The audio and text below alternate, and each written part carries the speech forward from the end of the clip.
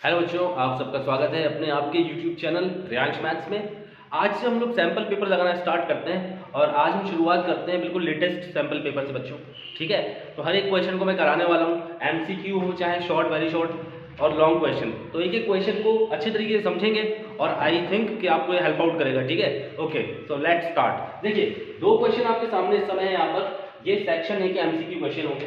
सबसे पहला क्वेश्चन कहता है the smallest odd composite number, the smallest odd composite number in चार ऑप्शन में से कौन सा होगा।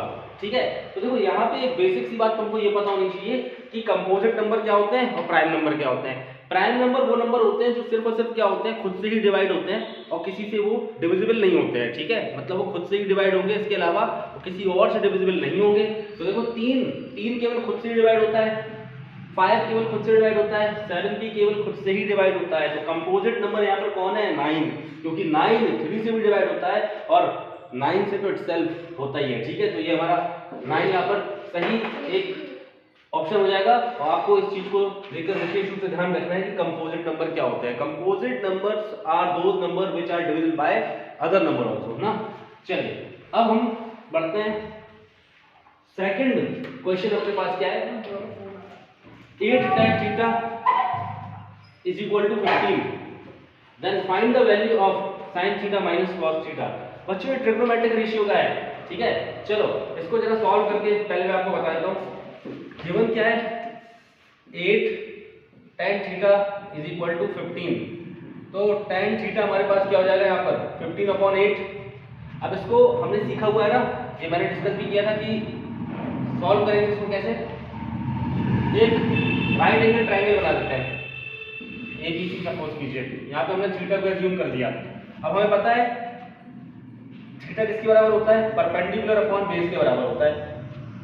थीटा के सामने परपेंडिकुलर, तो ये परपेंडिकुलर हो गया 15, बेस हो गया 8, हाइपोटेन्यूज निकाल लेंगे। तो हम क्या करेंगे, पाइथागोरस अप्लाई करेंगे, पाइथागोरस लगा देते हैं ट्रायंगल ABC। तो देखिए पाइथागोरस क्या होगी, हाइपोटेन्यूज का square is equal to perpendicular का स्क्वायर एंड बेस का स्क्वायर। हाइपोटेन्यूज AC है तो AC मुझे निकालना है, AC का स्क्वायर इज इक्वल टू हो जाएगा परपेंडिकुलर यानी 15 के स्क्वायर एंड यहाँ पर 8 का स्क्वायर आ गया। ठीक है, 15 का स्क्वायर ऑब्वियसली 225, 8 का हो जाएगा यहाँ पर 64, ये आ गया 289। ओके, नाउ अब हम स्क्वायर को राइट हैंड साइड भेजेंगे तो ये स्क्वायर रूट में कन्वर्ट हो जाएगा। जो 289 और 289 किसका अंडर रूट होता है, 17 का। तो यहाँ पर मेरे पास देखो AC कितना आ गया, 17 आ गया। तो ये ट्रायंगल बन गया अपने पास, 15, 8 एंड 17 ही आ गया। अब जब मुझे किसी भी राइट एंगल ट्रायंगल की तीनों साइड पता है तो मैं किसी भी ट्रिग्नोमेट्रिक रेशियो को क्रिएट कर सकता हूँ। आपसे देखो पूछा क्या गया है, आपसे पूछा गया है sine theta minus cos theta, आपसे पूछा गया है। ठीक है, क्या कीजिएगा, अब याद रखिए साइन क्या होता है, साइन होता है perpendicular upon hypotenuse and cos होता है बेस अपॉन हाइपोटेन्यूज। परपेंडिकुलर हमारे यहाँ पर देखिए 15 है, हाइपोटेन्यूज है 17, तो मैं यहाँ पर रखूंगा 15/17 माइनस 8/17। ठीक है बच्चों, इसको फर्दर सॉल्व कर लेना है। We will take LCM, 17 LCM में आ जाएगा, फिर 15 माइनस 8 कर देना है and we will get 7/70 as our answer. तो देखिए यहाँ पर जरा 7/17 7/17 कहाँ लिखा हुआ है, ये पहले वाला ऑप्शन है, तो ये हमारा करेक्ट है। ठीक है, तो ट्रिग्नोमेट्रिक रेशियो का एक क्वेश्चन देखिए, एक नंबर पे आया हुआ है MCQ पे। चलिए बढ़ते हैं आगे क्वेश्चन की तरफ। देखिए क्वेश्चन नंबर 3 देखते हैं। कह रहा था cones have their heights in the ratio 1:4 and radii in the ratio 4:1। The ratio of their volumes in चार ऑप्शन में से क्या होंगे। देखिए बच्चों इस क्वेश्चन को अच्छे से समझिएगा। वो कह रहा है दो कोण है हमारे पास, ठीक है, उनमें उनका हाइट का रेशियो गिवन है और उनके रेडाई का रेशियो गिवन है। तो आप ऐसा समझ लीजिए कि एक कोण ये है और एक हमारे पास ये वाला कोण है। ठीक है, अब देखो भाई, मैं इसकी हाइट h1 मान लेता हूं और इसकी रेडियस मान लेता हूं r1। इसी तरीके से इसकी हाइट h2 और इसकी हाइट रेडियस की r2 मान लेता हूं। अब देखिए मुझे क्या गिवन है, मुझे गिवन है हाइट का रेशियो यानी h1 रेशियो h2, ये कितना है 1:4। तो रेशियो को हटाएंगे तो एक वेरिएबल लगा देंगे, तो h1 हो जाएगा 1x और h2 हो जाएगा 4x, है ना। रेशियो का बेसिक है ये कि कोई भी एक पैरामीटर आ जाता है, लाइक x एंड y कोई भी वेरिएबल आ सकता है। तो गिवन है r1 r2, ये कितना है हमारे पास, ये 4:1। तो हमारी r1 को हम मान लेंगे 4y और r2 को मान लेंगे 1 है तो 1 × y। बेसिक सी एक बात बताता हूँ कि यदि हमने हाइट के लिए x एज अ वेरिएबल ले लिया है तो रेडियस के लिए हम कोई और वेरिएबल का प्रयोग करना चाहिए लोगों को, ठीक है। क्योंकि एक रेशियो का रूल है ना कि अगर आप हाइट का रेशियो ले रहे हो तो अगर आप x असाइन कर देते हो हाइट के लिए तो फिर कोई अदर यदि क्वांटिटी आती है लाइक रेडियस अलग वेरिएबल ले लीजिए। चलिए इसको अब हम लोग क्या करते हैं, जल्दी से सॉल्व कर देते हैं। कह रहा है कि इसके वॉल्यूम का रेशियो क्या होगा, तो वॉल्यूम ऑफ कोन क्या होता है, वॉल्यूम ऑफ कोन होता है 1/3 पाई r² h। तो हम ले लेंगे v1 रेशियो v2 निकालना है, चलो v1/v2 कर देना इसको, ये आ जाएगा 1/3 पाई r² h। तो r1 का स्क्वायर और h1 पहले वाली का हमने वॉल्यूम अगर v1 मान लिया है, इसका v2 मान लेते हैं, तो ये हो जाएगा बच्चों दूसरे वाले का 1/3 पाई r2 का स्क्वायर और h2, ठीक है। देखो 1/3 और पाई से पाई तो ये कैंसिल हो गया। नाउ r1 हमारे पास क्या है 4y, इसका स्क्वायर कर देंगे तो हो जाएगा 16y²। h1 कितना है हमारे पास, h1 है x अपॉन r2, अगर आप r2 को देखें तो r2 y है तो ये कर देंगे y का स्क्वायर और h2 ये हो जाएगा 4x, ठीक है। तो इसको मैं लिख देंगे 4x, क्लियर है। चलिए कैंसिल आउट कर देते हैं, y² से y² गया, x से x गया, 4 बचा 4 एंड 4 4 16। तो जो रेशियो आया फाइनली निकल के कितना आ गया 4:1 आ गया, ठीक है। तो ये सारा का सारा जो फंक्शन है वो यहाँ पर हुआ। आपको v1 रेशियो v2 निकालना था, v1/v2 किया हमने एंड वॉल्यूम ऑफ जो कोन होता है 1/3 पाई r² h होता है, ठीक है। We put the value and जो भी वैल्यू थी r1 की मैंने रख दी यहाँ पर, 4y का स्क्वायर करा दिया 6y² हो गया, हाइट x हो गई, फिर नीचे हमने किया यहाँ पे r2 हमारे पास क्या था y का स्क्वायर हो गया एंड उसकी जो हाइट थी वो 4x थी। सॉल्व किया and we got the answer 4:1। तो देखिए यहाँ पर कौन सा ये जो बी वाला ऑप्शन है ये हमारा करेक्ट हो जाएगा, ठीक है। तो एक इंटरेस्टिंग क्वेश्चन है, अच्छा क्वेश्चन है, ऐसे क्वेश्चन जरूर आते हैं। तो आप ये जो रेशियो वाले हैं ना इनकी आप जरूर से जरूर प्रैक्टिस कीजिएगा, ठीक है। चलिए बढ़ते हैं इस क्वेश्चन की तरफ, चौथे क्वेश्चन की तरफ। ये क्वेश्चन क्या कह रहा है आपसे, देखो कह रहा है find the probability of getting 101 marks in out of 100 marks. कह रहा है कि 100 में से 101 नंबर आने की क्या प्रोबेबिलिटी होगी, ठीक है। अब बच्चों एक बात बताओ, 100 में से किसी के 101 नंबर आ सकते हैं ऑन रिकॉर्ड ऑफिशियल कोई एग्जाम में? छोटे में तो एक नंबर मैडम राइटिंग का एक्स्ट्रा दे देती थी, लेकिन यहाँ पे ऑफिशियल होता है कि किसी भी एक डिग्री में या फिर किसी भी एग्जाम में इस तरीके से, तो ऐसा नहीं होता। यानी कि ये कैसा एक इवेंट है, एक इम्पॉसिबल इवेंट है, और इम्पॉसिबल इवेंट की जो प्रोबेबिलिटी होती है वो क्या होती है, वो 0 होती है, ओके। तो इसका जो आंसर हो जाएगा भाई 101 नंबर नहीं आएंगे 100 में से, तो इसका जो आंसर होगा वो क्या रहेगा, सी वाला 0, ठीक है। प्रोबेबिलिटी 0 है, ओके। चलिए बढ़ते हैं नेक्स्ट क्वेश्चन की तरफ। अब देखिए हमारे पास यहाँ पर एक फॉर्मूला, एक क्वेश्चन आ गया बच्चों। क्या कह रहा है, the ratio in which the line 3x + y - 9 divides the segment joining the point 1, 3 and 2, 7 is। तो इसके ऑप्शन भी है हमारे पास, लेकिन पहले मैं इसको सॉल्व ही कर देता हूँ, फिर we will write the correct answer directly. तो पहले तो आप क्वेश्चन को समझिए, क्वेश्चन क्या है ये आपका, ये ना कोऑर्डिनेट ज्योमेट्री का क्वेश्चन है आपका, और ये क्या बोल रहा है कि एक लाइन है, ठीक है। तो वो क्या कर रही है, 2 पॉइंट है, सपोज करिए हमारे पास पॉइंट ए ये 1, 3 हो गया, पॉइंट बी ये 2, 7 हो गया, ठीक है। अच्छा इन 2 पॉइंट को यदि मैं मिला दूं तो एक लाइन ड्रॉ होगी, ठीक है। अब इस लाइन को भी क्या कर रही है, एक और लाइन है, ये लाइन चली जा रही है, और ये क्या है लाइन 3x + y - 9 = 0। ये लाइन क्या कर रही है बच्चों, इन 2 पॉइंट से मिलने वाली लाइन को किसी एक पर्टिकुलर रेशियो में डिवाइड कर रही होगी। अब वो रेशियो क्या है, ये रेशियो आपको फाइंड आउट करना है। तो आप एक काम कीजिए, इसको हम O मान लेते हैं कि O पर काट के गई है लाइन इसको, ठीक है। और हम मान ले रहे हैं कि ये जो AO है ये M है, और एन है, तो एम और एन रेशियो पर काट के देखें, ठीक। तो एओ रेशियो बी हमने मान लिया, एम रेशियो एन, ठीक।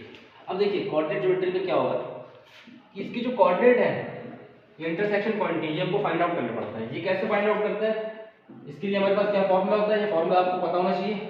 यदि मुझको इसका x कैलकुलेट करना है तो इसका x कैसे आएगा, अगर मैं इसको x1 y1 और इसको x2 और y2 एज्यूम कर दूं, ठीक है, तो ये x कैसे आएगा, ये आएगा m x2 plus n x1 upon m plus n। और जो y है, ठीक है, ये जो आप y देख रहे हो इंटरसेक्शन पॉइंट का जो y है, ऑर्डिनेट एंड एक्स ऑर्डिनेट, तो ऑर्डिनेट कैसे आएगा, ये आएगा m y2 plus n y1 upon m plus n, ठीक है। रेशियो तो मैंने m और n माना है, तो m और n की जगह तो हम m और m ही रखने वाले हैं। लेकिन आप x2 देखिए, x2 यहाँ पर 2 है, तो ये हो जाएगा 2m प्लस, और x1 मेरे पास 1 है, तो 1 इंटू n करेंगे तो n आएगा, और m प्लस n की जगह m plus n as it is, ये x आ गया हमारे। y देखिए m y2 7 है, तो 7m हो गया, n की जगह m रखेंगे, और y1 कितना है 3 है, तो ये हो जाएगा 3n upon m plus n, ठीक है। तो देखो ये मेरे पास क्या आ गया, y आ गया, ठीक है, x एंड y। तो m और n के टर्म्स में हम क्या करेंगे, m और n के टर्म्स में हम इसके कोऑर्डिनेट को लिख देंगे यहाँ पर। तो यानी x की जगह, कैपिटल X की जगह हमको ये रख देना है, और y की जगह ये रख देना है। अब एक बहुत छोटी सी बात आपको सिखाता हूँ, देखो सिंपल सी बात है, ये एक स्ट्रेट लाइन है, ये चली जा रही है, और ये जो एक्स वाई पॉइंट है ये इस स्ट्रेट लाइन पर भी लाई कर रहा है। तो जब भी कोई पॉइंट है वो किसी एक लाइन पर लाई करता है, ठीक है, सपोज कीजिए एक्स और वाई हमारे पास एक पॉइंट है और ये लाई कर रहा है किसी एक पर्टिकुलर लाइन पे, तो ये लाइन हमारे पास ax plus B Y plus C बराबर 0 कुछ भी हो सकती है। तो हम क्या करेंगे कि ये जो पॉइंट है यदि इस पर लाई कर रहा है लाइन पे, तो ये पॉइंट उसको सेटिस्फाई भी करते हैं, यानी कि आप x की जगह x, y की जगह y रख सकते हो। इसका मतलब क्या है, यहाँ पर आप ये समझिए, हमारे पास इक्वेशन ऑफ लाइन क्या है, यहाँ पर देखिए equation of line, equation of line देखेंगे, sorry 3x plus y minus 9 is equal to 0। तो हम अब क्या करेंगे बच्चों, यहाँ पर x की जगह ना, ये x y जो है, इधर पे x की जगह 2m plus n upon m plus n, y की जगह 7m plus 3n upon m plus n ये रख देंगे, ठीक है। तो देखो 3 ये वैल्यू को पुट कर दीजिए, 2m plus n upon m plus n, ये ब्रैकेट हटा देता हूँ मैं जबरदस्ती का, ऊपर लगा देते हैं ब्रैकेट, प्लस y की जगह हम रख देंगे 7m प्लस का 3n upon m plus n। इस 9 को एक काम करते हैं, उस तरफ ले जाते हैं, ये पॉजिटिव हो जाएगा, ठीक है। अब क्या करो, मल्टीप्लिकेशन करा दो 3 का ऊपर, तो ये हो जाएगा 3 2 जा 6m plus 3n upon m plus n plus 7m plus 3n upon m plus n बराबर 9।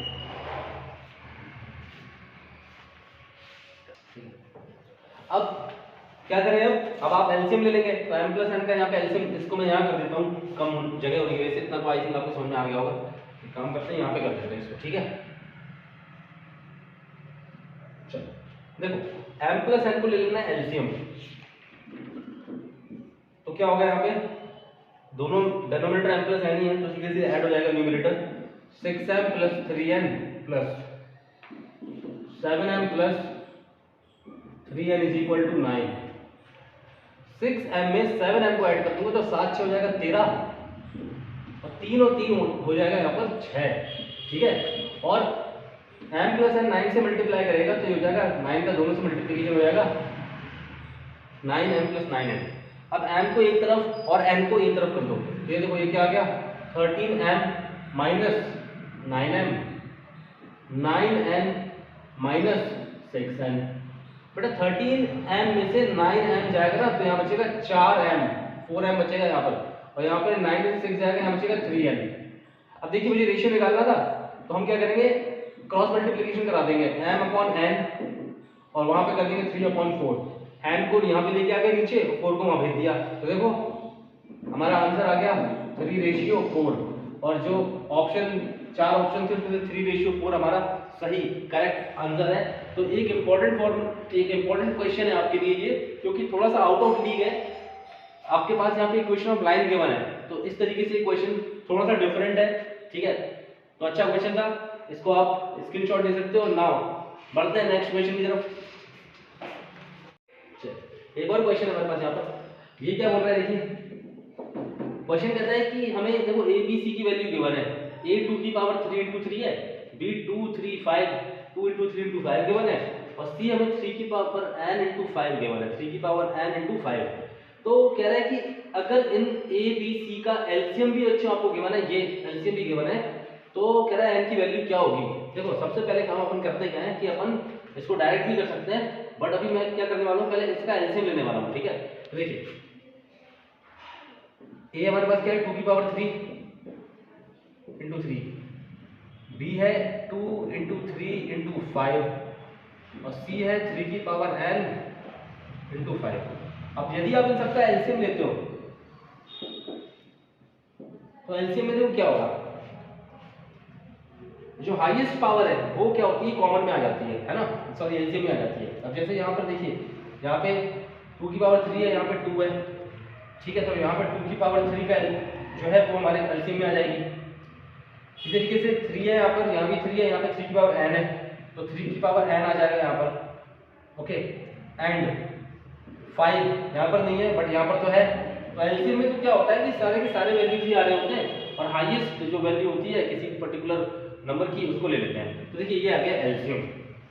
अब हम कंपेयर करेंगे, जैसे कि जो हमने सॉल्यूशन करके एलसीएम निकाला, तो वो निकाला 2 की पावर 3 into 3 की पावर n into 5, और जो एलसीएम हमको गिवन है, ठीक है, वो क्या गिवन है 2 की पावर 3 into 3 की पावर 2 into 5। अब आप देखो यहाँ पे सीधे सीधा कंपेयर हो रहा है, यहाँ पे भी 2 का क्यूब है, इधर भी 2 का क्यूब है, यहाँ पे 3 की पावर n है, यहाँ पे 3 की पावर 2 है, into 5 है। लेकिन आप देखो 3 की पावर n है, यहाँ पे 3 की पावर 2 है, यानी सीधी n की वैल्यू को क्या कर देना है, यहाँ पे आपको कंपेयर कर देना है। तो जो हमारा आंसर है कि n की वैल्यू क्या होगी, तो क्या हो जाएगा, वो हो जाएगी 2। तो इस तरीके से ऑप्शन नंबर बी हमारा सही आंसर होगा। चलिए बढ़ते हैं नेक्स्ट क्वेश्चन की तरफ। चलिए एक क्वेश्चन है, देखिए कह रहा है कि अगर tan square 45 minus cos square 30 is equal to x sin 45 cos 45 के, तो ये 4 ऑप्शन है, इनमें से आंसर क्या होगा। हम सीधा सॉल्व करते हैं जल्दी से।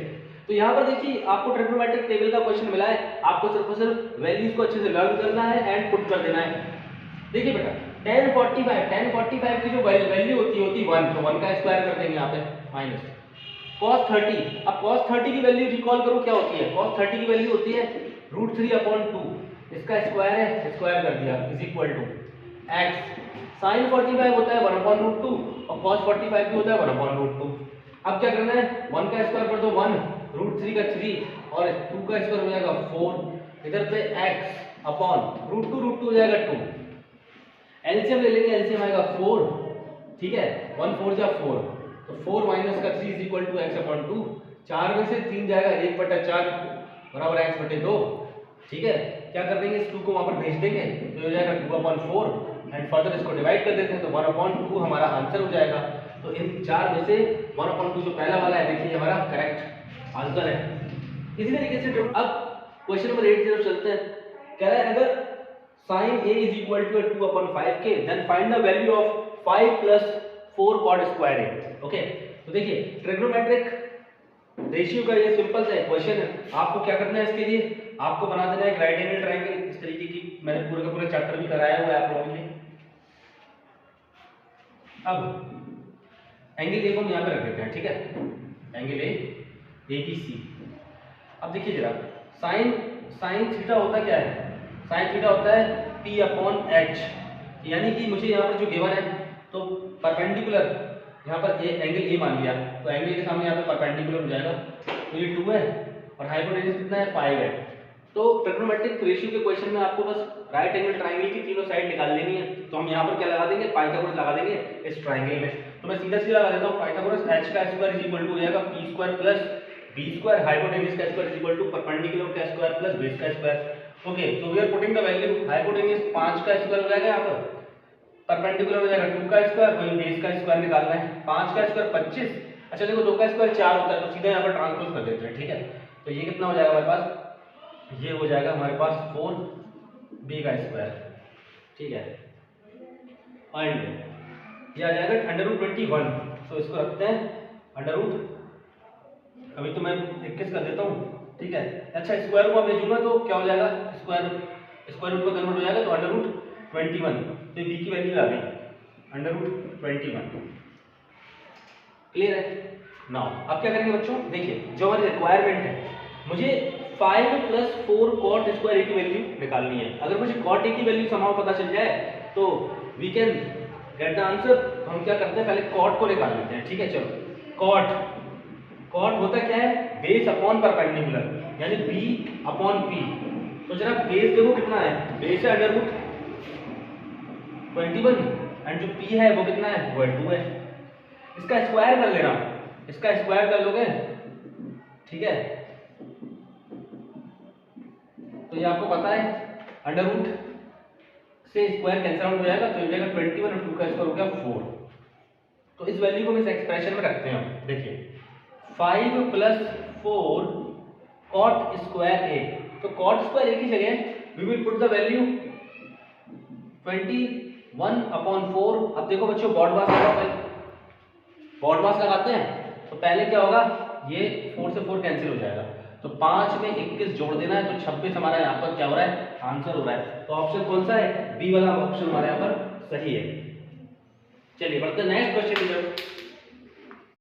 ओके देखिए इस क्वेश्चन में बोलता है आपसे कि ट्राइंगल एसीबी, तो हम पहले देखते हैं ट्राइंगल एसीबी कहाँ है हमारे पास यहाँ पे। तो जरा देखिए इसको, ये यहाँ पे लिखा हुआ है एसीबी एंड एपीक्यू, ये आपस में क्या है, ये सिमिलर है, आपको पता है सिमिलरिटी का साइन है। तो ट्राइंगल एसीबी सिमिलर है ट्राइंगल एपीक्यू के, ठीक है, ये सिमिलर है। तो कहता है कि अगर बी हमारे पास 6 सेंटीमीटर है, बीसी 8 सेंटीमीटर एंड पीक्यू हमारे पास 4 सेंटीमीटर है, तो AQ क्या, AQ जो है वो क्या होगा, ये AQ। अब हमें AQ निकालना है, कुछ भी एज्यूम कर लीजिए, x मान लीजिए, y मान लीजिए, कुछ भी ना मानिए, कोई इशू वाली बात नहीं है। बस आपको प्रॉपर्टी याद रखनी है, आपको पता होना चाहिए कि यदि दो ट्राइंगल आपस में कैसे है, सिमिलर है। अगर दो ट्राइंगल हमारे आपस में सिमिलर हैं तो उनकी करस्पॉन्डिंग साइड्स का जो रेशियो होता है वो आपस में इक्वल होता है, और we can say the corresponding sides are proportional, ठीक है बच्चों, आप इस चीज को बस ध्यान रखना। चलो अब देखो, क्योंकि मुझे तो पता है कि भाई सिंस ये वाला ट्राइंगल इसके कैसा है, सिमिलर है, तो अगर मैं रेशियो लूंगा किसका, करस्पॉन्डिंग साइड का, यानी अगर मैं यहाँ पे लेता हूँ BC अपॉन PQ, या आप ले सकते हो PQ अपॉन BC, वो आपकी मर्जी है किस ट्राइंगल की साइड्स को पहले रखना है। तो मैं अच्छे में ऐसे ले लेता हूँ, चलो PQ अपॉन, अगर मैंने यहाँ पे PQ तो इधर पे आएगी इसकी करस्पॉन्डिंग BC, ठीक है। तो ये बराबर किसकी हो जाएगी, BA अपॉन QA, क्योंकि यहाँ पे देखिए करस्पॉन्डिंग साइड्स आपस में कैसी हो गई, प्रोपोर्शनल हो गई। ये साइड अपॉन ये साइड तो बराबर होगा ये साइड अपॉन ये साइड, ठीक है, समझते हैं अपन, ये साइड अपॉन ये साइड, तो ये साइड अपॉन ये साइड कर देना है आपको। बस एक ऑर्डर में लीजिएगा, मैंने यहाँ पे ऑर्डर थोड़ा गलत कर दिया, इसको सुधार देता हूँ। अगर मैंने ये ट्राइंगल का देखिए पहले इसको PQ ले लिया, तो इसका PQ अपॉन BC, तो फिर इसका AQ अपॉन BA, ये ले लेंगे भाई, ठीक है। तो ये आ जाएगा AQ अपॉन BA, ऐसे ले लेना है। चलो अब PQ देखो कितना था, 4, BC कितना है हमारे पास, 8, AQ मुझे फाइंड आउट करना है, और BA हमारे पास कितना है, 6 है, ठीक है। तो बिल्कुल बेसिक सा क्वेश्चन है ये, प्रोपोर्शनैलिटी वाला क्वेश्चन है साइड्स का। क्या कर देंगे, क्रॉस मल्टीप्लिकेशन करा देंगे, तो AQ आ जाएगा 4/8 इंटू 6। इसको सॉल्व कर दीजिए, देखिए 4 × 4, 4 × 2 = 8, 2 से कैंसिल आउट कर देंगे, 3 टाइम चला जाएगा, तो AQ की वैल्यू कितनी आ गई, 3 centimetre, and this will be our answer. तो इन चारों के चारों ऑप्शन में पहला वाला ऑप्शन हमारा करेक्ट होगा। तो एक बेहतरीन क्वेश्चन था ये। बढ़ते हैं नेक्स्ट क्वेश्चन की तरफ। चलिए इस क्वेश्चन में देखिए सर्किल का क्वेश्चन हमारे पास कह रहा है, if radius of circle 3 centimetre given है and tangent drawn from the external point to the circle is 4 centimetre, find the distance from the centre of the circle to the external point. Option आपके पास given है। तो सबसे पहले मैं करता क्या हूँ कि सब कुछ ड्रॉ करके देखते हैं। चलिए एक सर्किल बना लेते हैं, इसका सेंटर कुछ भी दे देते हैं, एज्यूम कर देते हैं, ओके तो मान लेते हैं। चलिए तो ये बोल रहा है कि इसकी रेडियस तो 3 है, ठीक है, और एक टेंजेंट भी जा रहा है यहाँ पर एक एक्सटर्नल पॉइंट से, ठीक। तो एक एक्सटर्नल पॉइंट हमारे पास यहाँ पर, इसको हमने ये मान लिया ए मान लिया, ठीक है। चलिए एक टेंजेंट भी ड्रॉ कर लेते हैं। ये टेंजेंट बना दे रहा हूँ मैं। तो देखिए एक टेंजेंट आ गया, इसका नाम मैंने दिया ए बी, और इस रेडियस को भी मिला देते हैं इससे। तो आपको थ्योरम पता होना चाहिए कि यदि मैं सर्किल से, ठीक है, लाइक लाइन ड्रॉ करता हूँ तो ऑब्वियसली रेडियस ही है, सपोज कीजिए। तो अगर मैं रेडियस को ड्रॉ करता हूँ टेंजेंट पे, तो उस पर क्या होती है, परपेंडिकुलर होती है। ये आपको बस थ्योरम पता होना चाहिए। अभी सिनेरियो में ये गिवन है कि हमको जो रेडियस गिवन है वो है 3 सेंटीमीटर की, ओके 3 सेंटीमीटर की रेडियस है, और जो टेंजेंट है ये हमें 4 सेंटीमीटर का गिवन है बच्चों। तो ये कहता क्या है आपसे कि इस एक्सटर्नल पॉइंट से इसके सेंटर की, सर्किल के सेंटर की दूरी क्या होगी, ठीक है। मुझे ये डिस्टेंस निकालनी है अपनी, यहाँ से लेकर यहाँ तक। अब अगर ये छोटी सी बात मुझे पता है कि अगर मैं क्या करूंगा, रेडियस को, ठीक है, प्रोजेक्ट करूंगा to the tangent, so it will be perpendicular, ठीक है। तो रेडियस परपेंडिकुलर होगी टू द टेंजेंट। तो फिर ये क्वेश्चन देखिए बिल्कुल डेड हो गया, खत्म हो गया। क्यों? क्योंकि अब एक ट्रायंगल का निर्माण हो चुका है and we can apply Pythagoras theorem. Okay, we will apply Pythagoras theorem in this question and we will get our answer. देखिए हम करेंगे क्या, सिंपली लिख देंगे पाइथागोरस थ्योरम को मैं लगा दे रहा हूं यहाँ पे, पाइथागोरस थ्योरम लगा देते हैं, ठीक है। चलिए 90 के सामने हाइपोटेन्यूज होता है, 90 डिग्री के सामने हाइपोटेन्यूज होता है, आपको पता है। तो ये OA यानी कि D हो गया, ये D का स्क्वायर हो जाएगा बराबर परपेंडिकुलर एंड बेस के स्क्वायर के, ठीक है। ठीक है भाई, 90 के सामने देखो हाइपोटेन्यूज हो गया, तो रिमेनिंग में perpendicular and hypotenuse, perpendicular and base कुछ भी मान लेंगे, ठीक है। 4 का स्क्वायर 16, 3 का स्क्वायर हो जाएगा 9, ये हो गया 25, 25 स्क्वायर हो जाएगा, स्क्वायर रूट में कन्वर्ट हो जाएगा अंडर रूट 25। तो ये देखिए 5 सेंटीमीटर का आंसर आ गया हमारे पास, ठीक है। तो 5 सेंटीमीटर हमारा यहाँ पे सही आंसर होगा। एकदम सा आसान क्वेश्चन था, सिर्फ सर्किल में सिर्फ आपको थ्योरम पता होना चाहिए and you can solve any question. चलिए पढ़ते हैं नेक्स्ट क्वेश्चन की तरफ। ओके, इस क्वेश्चन में बोलता है ट्रायंगल एबीसी एंड पीक्यूआर आपस में कैसे हैं बच्चों, सिमिलर है। तो मैं दो ट्रायंगल बना देता हूँ यहाँ पर, एबीसी एंड एक और ट्रायंगल बना देते हैं। चलिए छोटा सा बना देते हैं, वरना कॉन्ग्रुएंट भी लगेंगे आपस में। पी क्यू एंड आर ये आपस में सिमिलर है, यानी कि इनकी करस्पॉन्डिंग साइड्स का रेशियो सेम है। सारी की सारी जो भी प्रॉपर्टी है, ठीक है, बिटवीन टू सिमिलर ट्रायंगल को हम अप्लाई कर सकते हैं इसमें। तो कह रहा है एबीसी, ट्रायंगल एबीसी सिमिलर है ट्रायंगल पीक्यूआर के, ऑलराइट, ये गिवन है। Now AB is 5.5 centimetre whereas PQ is 11 centimetre, ठीक है। और क्या बोल रहा है, अच्छा पेरीमीटर गिवन है हमें, ABC की पेरीमीटर गिवन है, कह रहा है PQR की पेरीमीटर क्या होगी। देखो यहाँ पे लगेगा एक फॉर्मूला, मतलब एक थ्योरम के थ्रू वो फॉर्मूला ड्राइव होता है यहाँ पर। तो देखिए वो क्या लगेगा, अगर हमारे पास दो ट्राइंगल है वो आपस में सिमिलर है, तो आप देखिए ये वाला फॉर्मूला यहाँ पे लगा देना कि जिसकी पेरीमीटर है, perimeter of triangle ABC upon perimeter of triangle PQR. तो जो पेरीमीटर का भी रेशियो होता है ना दोनों ट्रायंगल के, वो भी क्या होता है, वो प्रोपोर्शनल होता है करस्पॉन्डिंग साइड के। तो करस्पॉन्डिंग साइड्स क्या है यहाँ पर, मैंने एबीसी लिया तो एबीसी की साइड है यहाँ पे एबी, और अगर AB है तो AB की करस्पॉन्डिंग क्या वाली है PQ, तो यहाँ पे लिख देंगे PQ। ओके, अब हम वैल्यूज को पुट करते हैं। पेरीमीटर ऑफ ट्रायंगल ABC कितना क्या है 70, PQR का तो मुझे निकालना है, तो इसका पेरीमीटर चलिए P एज्यूम कर लेता हूँ, ये P है इसकी पेरीमीटर, ठीक है। AB कितना है 5.5 अपॉन PQ क्या हो जाएगा 11 हो जाएगा। तो ये देखिए यहाँ पर ये वाला हमारा थ्योरम लग गई कि perimeter of ABC upon perimeter of PQR, ठीक है, जो कि मैं P एज्यूम कर दिया अभी। तो वो करस्पॉन्डिंग साइड के रेशियो के बराबर होगी। तो ये एक इंपॉर्टेंट क्वेश्चन बनता है। इसमें एक एरिया वाला भी है, तो एरिया में क्या होता है, एरिया में स्क्वायर हो जाता है ना। चलिए खैर यहाँ पर पेरीमीटर को हम जल्दी से कैलकुलेट कर देते हैं, क्रॉस मल्टीप्लिकेशन करेंगे तो ये हो जाएगा 70 × 11 अपॉन 5.5 बच्चों। यहाँ से डेसिमल को हटा देना, एक जीरो आ जाएगा ऊपर, तो देखो 55 बन गया है कुल मिला के, है ना। 11 से काट देता हूँ, 11 × 11, 11 5 जा 55, 5 जा 5, 5 2 जा 10, 72 जा 140 सेंटीमीटर। तो ये सॉल्व हो गया, 140 सेंटीमीटर हमारा आंसर आ गया ऑप्शन में। देखिए ये है डी वाला ऑप्शन, ठीक है। तो इस तरीके से ये वाला क्वेश्चन थोड़ा सिंपल सा है।